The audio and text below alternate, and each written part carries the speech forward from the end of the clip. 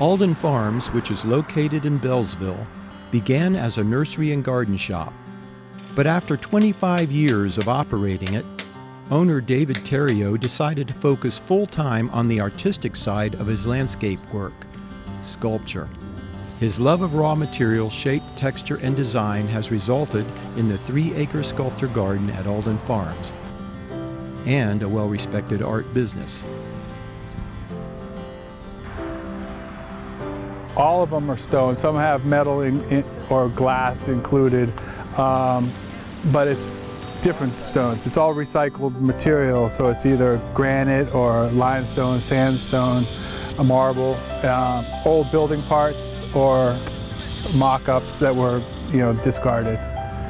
Some landscape stones, but nothing taken, no boulders taken from, the world.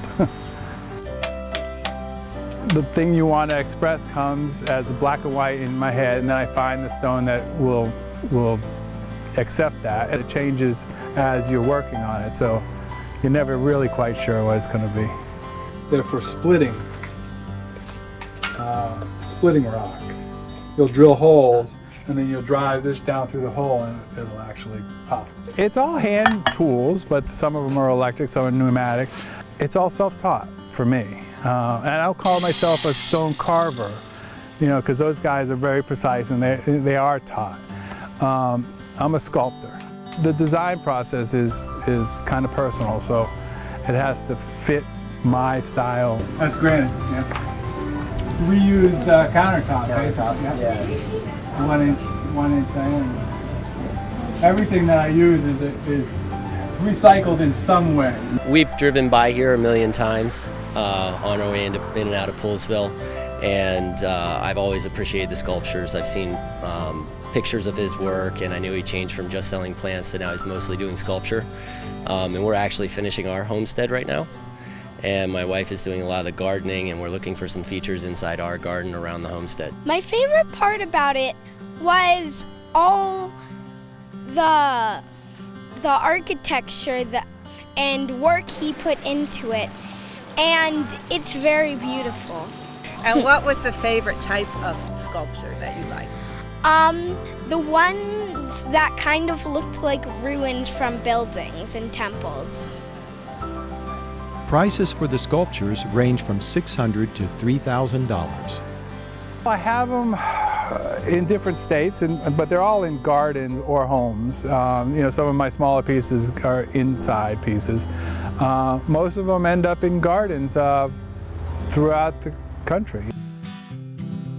This is the dairy barn, the old dairy barn that was here when the house was a farm, and we converted it. I built the walls and stuff, but it's where I house my smaller pieces, indoor pieces, but they can go outdoors also, but they're just in smaller size.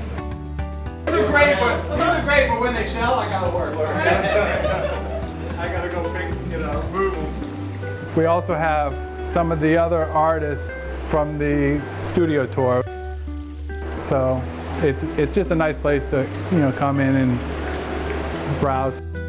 David is a member of the Countryside Artisans and often invites members to show their work at his farm. Well, David put a word out to the Countryside Artisans to see if we wanted to show here today, so I brought my hand-dyed yarn, my soaps, and other things that I do. I am a neighbor of Alden Farm, and I raise sheep. And I use the wool from the sheep in my art, which you can see here. Most of it is done with wool and silk, and you use soap and water and some agitation in the process, which causes the wool to migrate through the weave of the silk. A lot of us are on farms, and we just like making art and inspired by the countryside. The whole idea of the property was to get people to come out and enjoy just chilling out a little bit and enjoying the countryside.